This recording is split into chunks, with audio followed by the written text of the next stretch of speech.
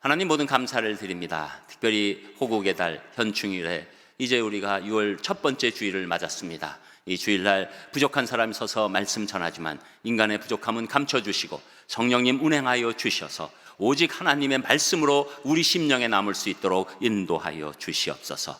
모든 것 감사드리며 예수님 이름으로 기도합니다. 아멘. 지난 구약 시간, 에스라서 시간이었죠. 3장의 말씀을 우리가 보았습니다. 그때 고레스 칙령으로 포로 생활에서 귀환한 유다 백성은 어떤 일보다 최우선으로 하나님께 제사 드리는, 하나님께 예배 드리는 일을 먼저 우선적으로 했었죠. 그리고 그 사람들은 거기에 끝나지 않고 이제 성전을 짓는 그 계획 안에서 사람들을 부르고 고용하고 또 심지어 레바논에서 백향목을 가져오면서 이제 성전을 건설할 그런 마음 준비, 그리고 또 전체적인 준비를 다 하는 모습을 보면서 헌신할 때 오는 은혜에 관해서 우리가 말씀을 나눴습니다. 자, 이제 오늘은 이러한 상황, 이런 준비 가운데서 이제 3장 8절 이후를 이렇게 읽어보면 성전을 다시 짓기 위한 공사에 이제 기초 작업을 하게 되는 것이죠. 그래서 그 기초를 잘 마무리합니다. 그러니까 얼마나 기쁘고 감사하겠습니까? 그때 정말 아름다운 예배로 하나님께 나아가게 되는데, 호사다마라고 이렇게 좋은 일이 있었지만 또 악한 일이 동시에 진행됩니다. 그동안에 이미 진치고 자리를 잡고 있던 사마리아인들이 이제 공격하기 시작하고 자꾸 방해를 하게 되니까 사람들의 마음이 막 이렇게 좌절이 온 거예요. 그래서 이 공사가 16년 동안이나 중단되고 마른 것이죠. 정말 또다시 어려운 상황을 이 유다 백성들이 맞이하게 된 것입니다. 이런 어려운 상황에서 이제 신앙의 열정을 상실한 채 세월을 보내고 있는 유다 백성을 향해서 학개와 에스라 선지자가 호소하였을 때 놀랍게도 회복되는 모습을 이제 오늘 말씀 가운데서 우리가 보는 것이죠. 그래서 오늘 본문을 보면서 어려운 상황을 극복하려면 이제 어떻게 우리가 대처해야 되는지 세 가지로 말씀을 나누겠습니다. 첫 번째로, 어려운 상황을 극복하려면 말씀에 대해서 새로운 만남이 있어야 된다라는 말씀으로 우리에게 인도하는데, 그 말씀이 이제 1절에 나옵니다. 여러분 읽으셨지만 우리 1절 또 한 목소리로 같이 읽겠습니다. 1절 시작. 선지자들 곧 선지자 학개와 이도의 손자 스가랴가 이스라엘의 하나님 이름으로 유다와 예루살렘에 거주하는 유다 사람들에게 예언하였더니. 아멘. 이제 우리가 성경에 이렇게 전체 책으로 나오는 알고 있는 선지자죠.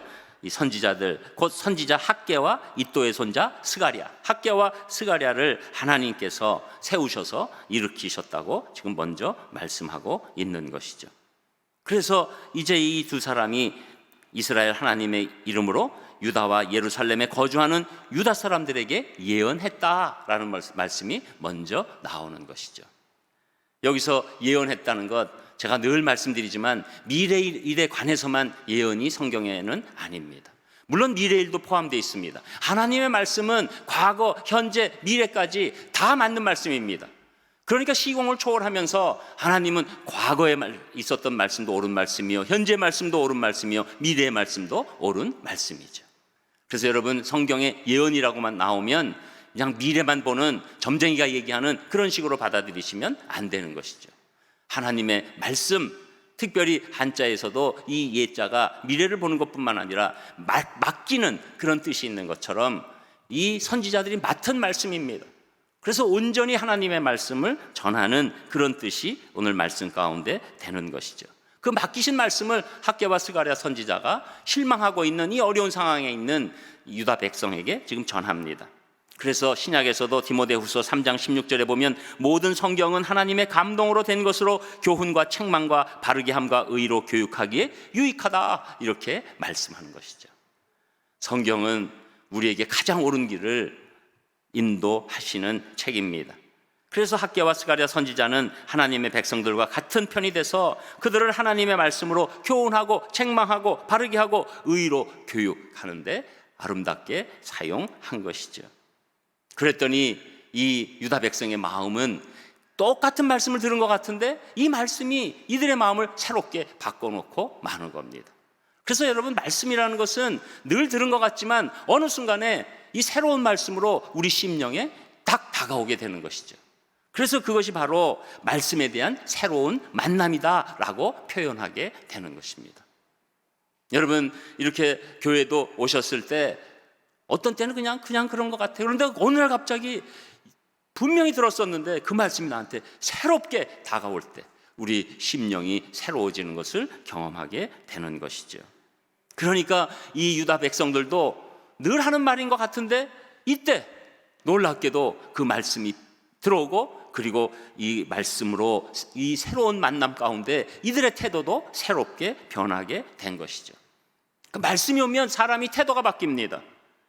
과거에는 무조건 난 안 돼 이랬던 생각들이 이제 내가 좀 할 수 있을 것 같아, 내가 뭔가 움직일 수 있을 것 같아, 그런 새로운 마음이 들어오고 또 에너지가 옵니다.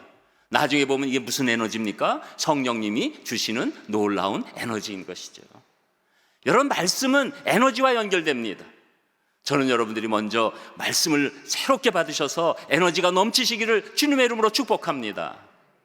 그래서 여러분, 이 말씀은 현실로 막 움직이는 느낌이 일어나기 때문에 인류의 역사도 사실 새 시대에는 항상 하나님의 종들이 새롭게 일어나면서 하나님의 말씀을 전파할 때 일어나게 되는 것이죠.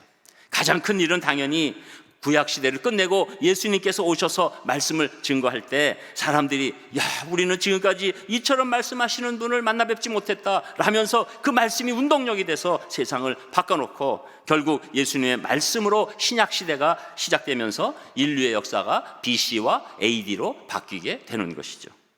또 우리가 잘 알고 있는 사도행전에 사도들이 말씀을 증거할 때 사람들은 천하를 어지럽히는 사람들이라고 막 공격하기도 했지만 그들의 말씀으로 인해서 성령님의 새 시대가 열리게 되었던 것이죠. 또 우리가 잘 알고 있는 종교개혁가 루터도 그렇고 칼빈도 그렇고 하나님의 말씀을 증거하자 어두운 중세 시대가 끝나고 종교개혁 시대가 돌아오게 되면서 이제 그때 사람들이 막 그 운동력으로 영혼이 막 이렇게 새로워지기 시작합니다. 그래서 모든 문화와 예술들이 달라지기 시작하고 결국 과학과 경제까지도 달라지면서 아주 근대에 이어서 현대까지 가는데 결정적인 역할을 하게 되는 것이죠. 또 미국으로 온 청교도도 어떻습니까? 그들이 와서 그 청교도 정신으로 미국을 건설할 때 미국이 놀랍게 되었는데 그것도 하나님 말씀 때문에 그렇게 되었습니다. 그러나 또 세월이 지나면서 2대, 3대, 4대가 지나면서 이제 그들의 순수한 신앙을 잃어버리고 이신론이라는 그런 신앙에 빠져서 사람들이 침체기에 있을 때 다시 하나님께서 조나단 에드워드와 영국에서 건너간 조지 위필드 이런 사람들이 하나님의 말씀을 있는 그대로 증거할 때 하나님의 주권이 살아나고 그때 사람들의 역동적인 마음이 온전한 신앙의 미국을 일으키게 됐던 것이죠.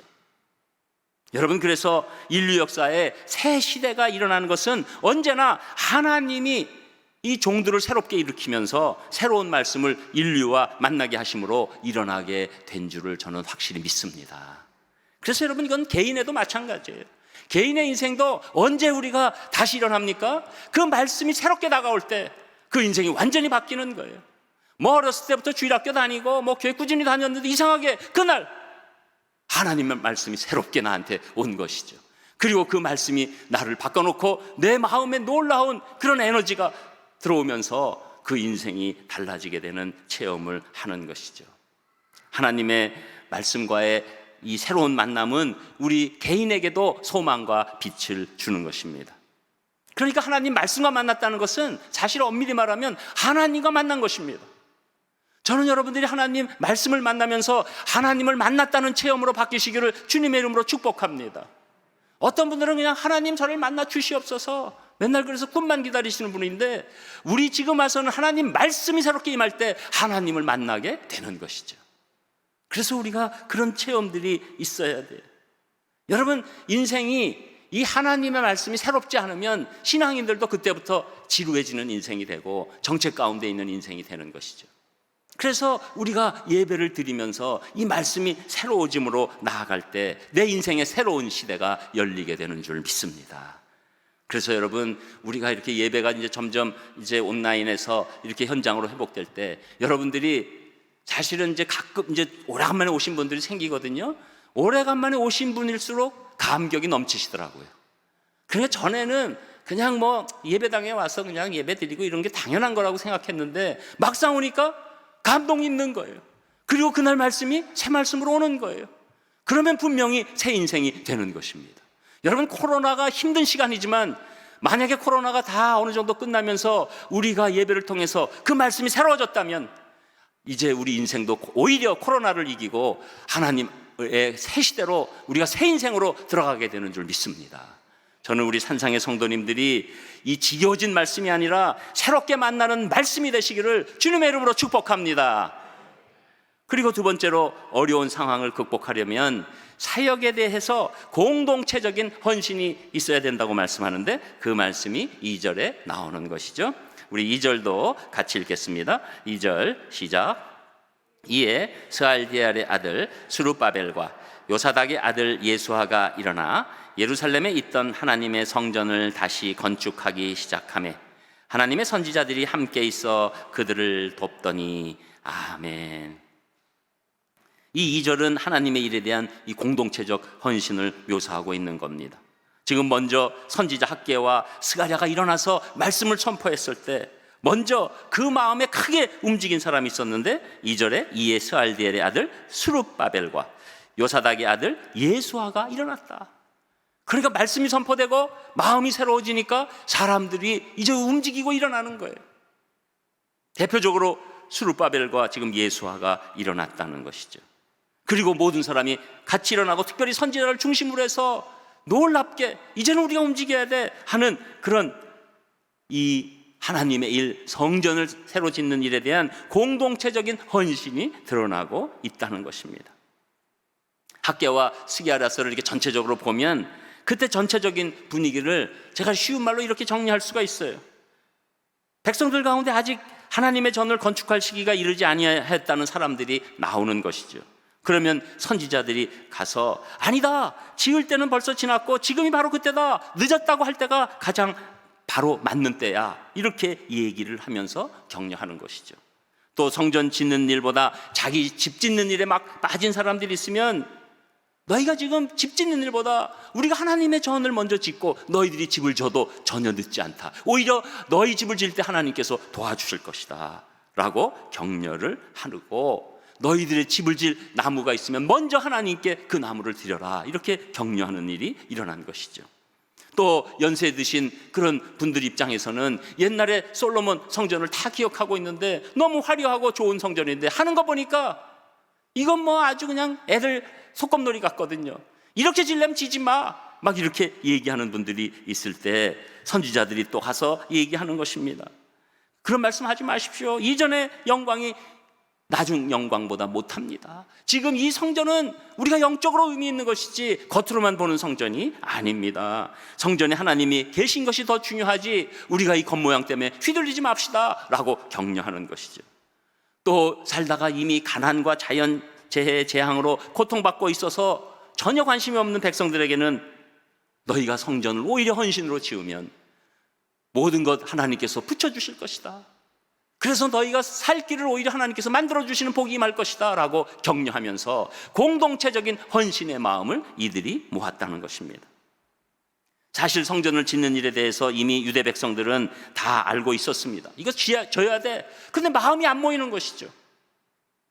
그런데 이 어려운 상황을 극복할 때 우리 생각에는 지금 내 코가 석잔데 무슨 뭐 하나님의 일이야, 무슨 교회의 일이야.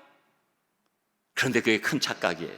이상하게도 어려운 상황이 왔을 때 내가 하나님의 일을 감당하고 공동체적인 이 일들을 함께 감당할 때 이상하게 내 개인적인 문제, 개인적인 이 어려운 상황들이 해결되게 된다는 것이죠. 여러분, 이것은 하나님의 비밀이에요. 여러분, 지금도 여러분이 봉착한 어려운 문제가 있으십니까? 여러분, 그 문제 함몰하지 마시고 하나님의 시각으로 하나님의 일을 감당하시기를 주님의 이름으로 축복합니다. 그때 하나님께서 놀라운 역사를 베풀어 주시는 거예요. 왜? 그래야지 우리가 개인 일까지도 하나님이 해결해 주신다는 것을 체험하기 때문입니다. 여러분, 그래서 우리는 이 신앙생활 한다는 것, 이제 개인적인 일까지도 공동체적으로 헌신할 때 하나님의 임재와 복이 임하게 되는 것이죠. 그래서 스가랴 4장 6절 7절을 보면 우리가 성전 지을 힘이 있느냐고 묻는 사람들에게 이렇게 얘기합니다. 여호와께서 말씀하시되 이는 힘으로 되지 아니하며 능력으로 되지 아니하고 오직 나의 영으로 되느니라. 큰 산아 네가 무엇이냐? 네가 스룹바벨 앞에서 평지가 되리라. 여러분, 그런 겁니다. 우리가 어려운 일을 당할 때 오히려 우리가 힘을 내야 되는 것이죠. 공동체적으로 움직이기 시작할 때 성령님께서 운행하시면서 각 사람의 일들까지도 해결해 주시는 놀라운 은혜가 임하게 되는 것입니다. 여러분, 지금 여러분 개인의 일을 넘어서 또 가정에 어려움이 있으십니까? 가족들이 하나가 돼서 믿음 안에서 나아가고 공동체적으로 격려할 때 그 가정이 오히려 이 어려움을 통해서 믿음이 견고해지고 놀라운 일을 받는 그 준비가 되는 줄 믿습니다. 여러분, 교회도 마찬가지예요. 교회가 영적으로 부흥하려면 교인들이 다 하나가 되어서 하나님의 일에 공동체적으로 움직일 때 그때 하나님께서 각 성도들에게 은혜를 베풀어 주시는 거죠. 여러분, 놀라운 것은 기독교가 부흥하면 그 다음에 꼭 경제적인 부흥이 그 나라에 임하게 됩니다. 여러분, 이것은 제가 그냥 드리는 말씀이 아니에요. 이건 통계가 나오는 거예요. 왜 그럴까요? 가만히 생각하면 딴 거 없어요. 이 공동체적으로 하나님께 온전한 예배를 드릴 때 하나님께서 그 공동체에 속한 각 개인들에게 복을 주신다는 거예요. 여러분, 이것이 바로 영적 부흥에 그걸 위해서 가는 것도 아니지만 우리 개인 내 복만을 위해서 가는 것 아니지만 공동체적으로 우리가 하나가 돼서 그리고 하나님의 일에 헌신하기 시작할 때 각 개인의 일은 하나님께서 그 공동체에 속한 사람들의 그 모든 일을 책임져 주신다는 것입니다. 이게 여러분 원리예요. 그러니까 지금 이 선지자들과 또 스룹바벨 예수와 이 모든 사람들이 하나 되면서 놀라운 일을 감당하고 있는 것이죠. 오늘은 현충일이죠. 여러분, 대한민국이 잘 되는 길 다른 것 없습니다. 국민이 하나 돼서, 특별히 기독교인이 하나 돼서 하나님을 두려워하고 하나님께 감사하고 다 우리 국민들을 서로 사랑하면서 그리고 특별히 이 애국심이 있는 그 국민들의 행적들을 우리가 높여주면서 격려하면서 감사하면서 나갈 때 우리 국민들 각 사람에게 하나님께서 큰 복이 임하게 하실 줄 믿습니다. 사실은 엄밀히 말하면 교회 부흥이 사실 여기까지 온 거예요. 그런데 이제 우리가 점점 교회 진짜 부흥이 아니라 형식적인 부흥, 수적인 부흥 이런 거에 집착하다 보니까 우리에게 내실적인 하나님의 응답이 오지 않은 것입니다. 여러분, 이념을 다 떠나고 우리가 이런 거 저런 거 다 떠나고 정말로 하나님을 중심으로 해서 또 아직 믿지 않는 분들이 있으면 그들을 섬기면서 우리가 하나 될 때 대한민국은 더 놀라운 나라가 될 줄 믿습니다. 여러분, 대한민국을 여기까지 인도하신 우리 하나님께 감사를 드려야 돼요.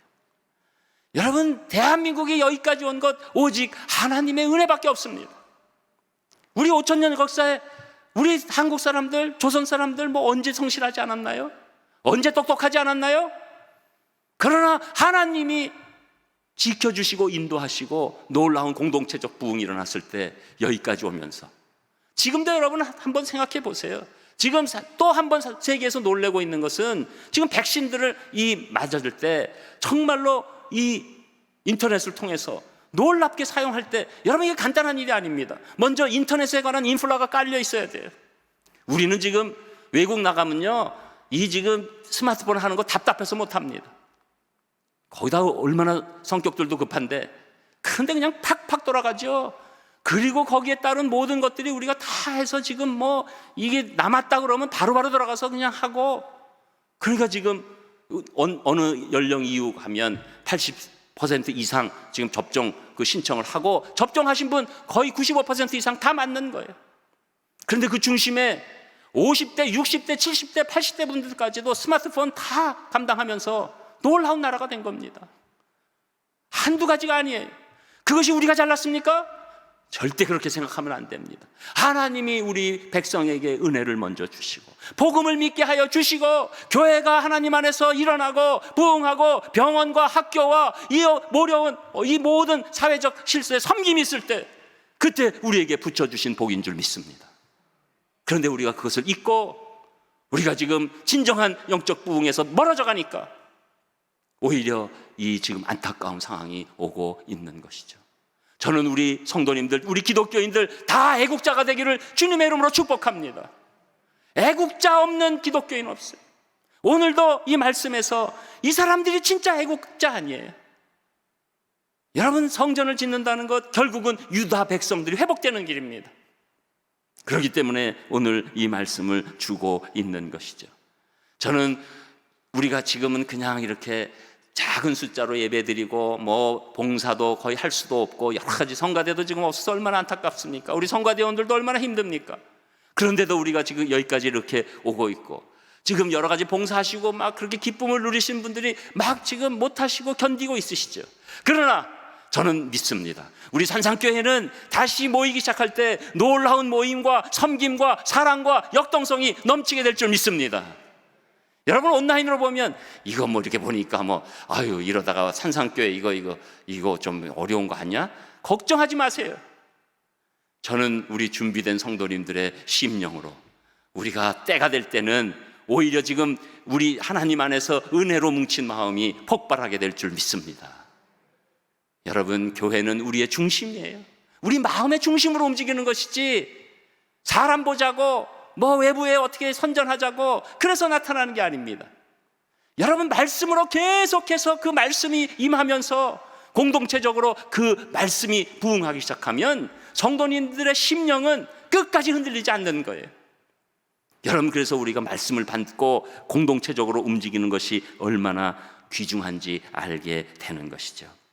저는 여러분들, 우리가 이제 완전히 회복됐을 때 공동체적인 헌신이 우리 산상교회에 더욱더 놀랍게 나타나기를 주님의 이름으로 축복합니다. 그리고 세 번째, 어려운 상황을 극복하려면 공격에 대해서 담대하게 대응해야 된다고 말씀하는데, 그 말씀이 3절에서 5절까지 나타납니다. 우리 3절에서 5절도 조금 길지만 한 목소리로 같이 읽겠습니다. 3절 시작.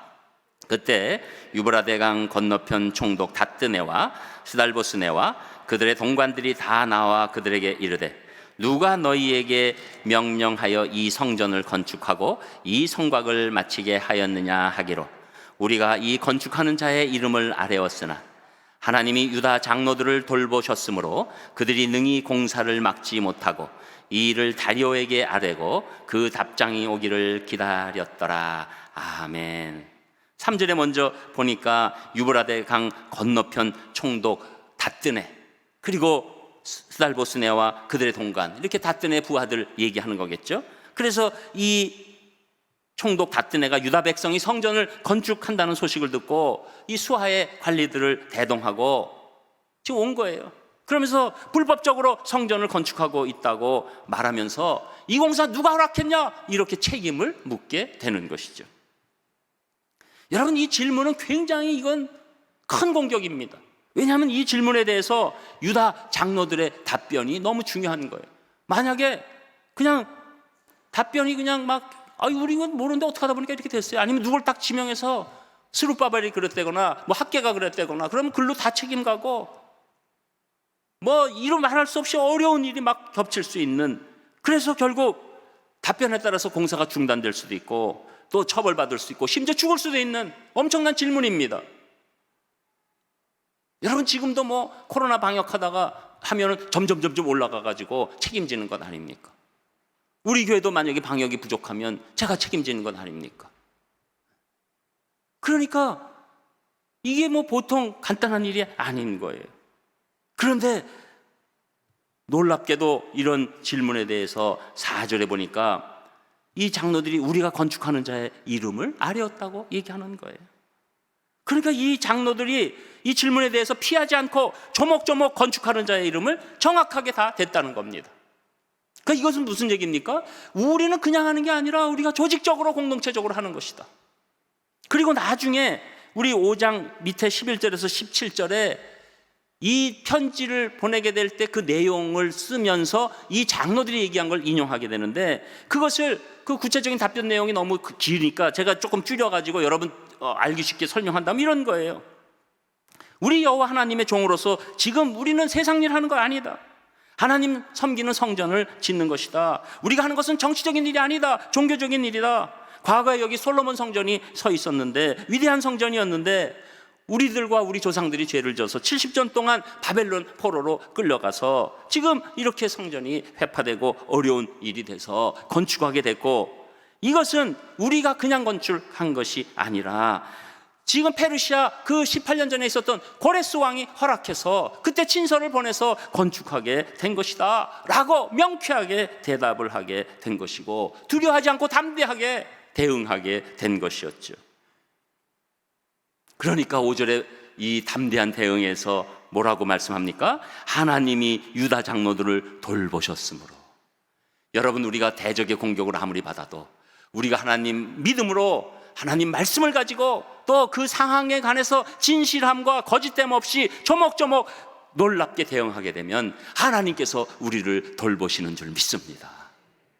여러분, 그래서 우리 신앙인과 비신앙인의 가장 큰 차이가 무엇입니까? 비신앙인은 어떻게 되냐면 내가 모든 걸 다 해야 될 것 같아. 그래서 내가 어떤 일이 오게 되면 그 일을 내가 할 뿐만 아니라 사람을 움직이기 위해서 하나하나 막 다 쫓아다니고, 그리고 그러다 보니까 그것도 위험할 것 같고 안심이 안 되니까 막 사람들을 조종하려고 그러고 사람들을 막 회유하려고 그러고 또 공작을 하려고 그러고 막 이런 일을 하다가 보면 그게 범죄가 되는 거예요. 그런데 하나님의 사람은 어떻게 합니까? 하나님을 믿음으로 말미암아 내가 할 것에 최선을 다하고 나머지 모든 결정적인 결론은 하나님이 하실 것입니다라고 믿고 발 뻗고 자는 거예요. 그때 사단이 도망가는 것입니다. 여러분, 사단은 우리가 다 하기 위해서 막 이것저것 할 때 그때 올무를 딱 잡는 거예요. 그래서 여러분, 놀라지 마십시오.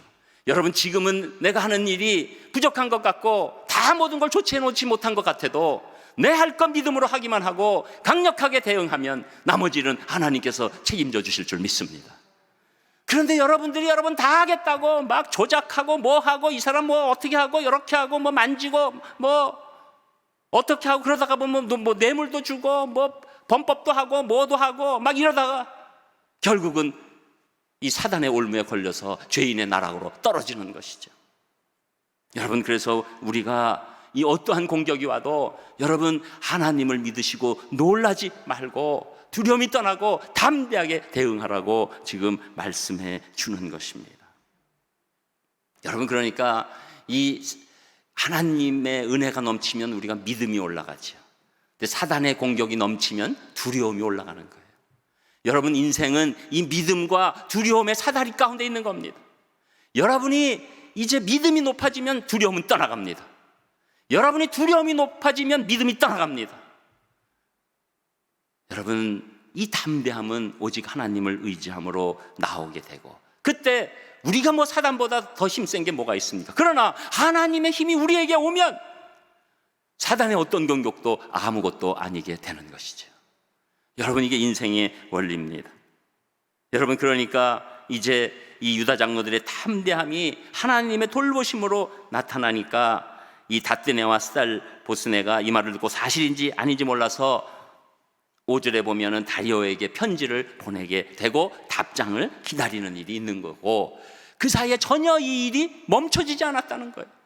그러니까 편지 옛날에 뭐 이렇게 해가지고 이메일 보내서 오는 게 아니잖아요. 그리고 그거 다 조사해 봐야 될 거 아니에요. 그러니까 결국은 6장에 가서 이 모든 것들을 다 다리오 왕이 검토하니까 유다 백성 얘기가 맞거든요. 그러니까 이 성전 건축을 허락하고 16년 멈췄지만 5년 만에 다시 성전 건축이 완성돼서 BC 515년에 이 성전이 다시 완공될 때 그 성전의 이름을 두 번째 제2성전이라고 하고 스룹바벨 성전이라고 하게 되는 것입니다. 그러니까 여러분, 솔로몬 성전이 있었다가 무너지고 스룹바벨 성전이 있었죠. 또 물론 무너져서 나중에 이 우리가 예수님 때 있었던 헤롯 대왕이 정말 엄청나게 확장하고 화려하게 만들면서 이스라엘 백성의 마음을 뺏으려는 그런 성전, 제3성전이라고 얘기하게 되는 것입니다. 결론이 무엇입니까? 원수가 공격해 올 때 하나님의 방법은 원수를 피하지 말고 하나님을 의지함으로 말미암아 대적하라는 것입니다.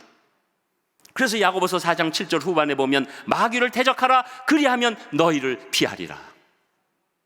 너희가 먼저 피하면 마귀가 쫓아오는 것이죠. 그러나 우리가 담대하게 대응하면 마귀는 도망갈 수밖에 없는 줄 믿습니다. 여러분, 우리 이 신앙적인 담대함으로 하나님의 일을 하게 되면 하나님이 성도들을 돕게 되시는 거예요. 그리고 그 일을 능히 이루게 되는 것입니다.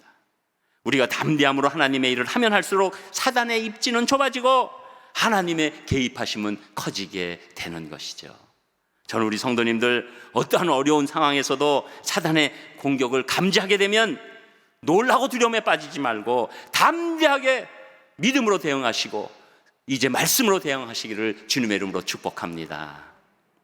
영국의 유명한 스펄전 목사님이 젊은 나이에 목회를 시작해서 시골에 가서 400명으로 부흥시켰습니다. 그러자 영국 런던의 뉴파크 스트리트 교회로부터 담임 목사 청빙이 와서 담임 목사 됐습니다. 당시 그 교회는 예배당은 1000명이 앉을 수 있는 크기인데 약 50여 명만 겨우 남아 있었습니다. 그곳에 부임한 스펄전 목사님이 이곳에서 2년 동안 설교하니까 큰 부흥이 일어났어요. 그런데 동시에 문제가 일어났습니다. 영국은 성공회, 우리나라의 성공회 아시잖아요? 그 성공회가 국교인 거죠. 영국 국교가 성공회입니다. 그런데 스펄전 목사님은 침례 교회에 있는 목사였어요. 그러니까 국교도들이 막 공격하는 거예요. 그는 잠시 떴다가 사라지는 혜성이다. 그는 사기꾼이다. 그런 식으로 온갖 중상모략을 다 했습니다. 그래서 결국 스펄전 목사님도 사람이니까 심한 우울증을 겪고 그의 인생에서 가장 어려운 상황에 처하게 됐습니다. 그런데 이 목사님이 말씀 가운데 새롭게 말씀을 받은 거예요. 맨날 목사님 하는 일, 성경 보는 일인데 히브리서 13장 6절이 온 거예요. 그러므로 우리가 담대히 말하되 주는 나를 돕는 이시니 내가 무서워하지 아니하겠노라. 사람이 내게 어찌하리요? 사람이 내게 어찌하리요? 이 말씀에 용기를 얻고 다시금 성도들에게 중보기도를 부탁하니까 성도님들이 함께 기도하고, 특별히 스펄전 목사님이 설교할 때 지하에서 기도 특공대가 구성돼서 설교할 때 깊이 기도합니다. 여러분, 나중에 스펄전 목사님 어떻게 그렇게 설교를 잘합니까? 그랬을 때 제 설교의 힘은 지하에서 지금도 기도하고 있는 성도님들 때문에 이렇게 설교할 수 있습니다. 그리고 영국 최고의 설교자가 된 것이죠. 여러분, 어려운 상황에 놀라지 않으시길 바랍니다. 하나님께서 우리에게 가르치신 놀라운 길이 있어서 승리하게 인도하실 줄 믿습니다. 여러분에게 이 놀라운 복이 오히려 어려운 상황에 드러나시기를 주님의 이름으로 축복합니다.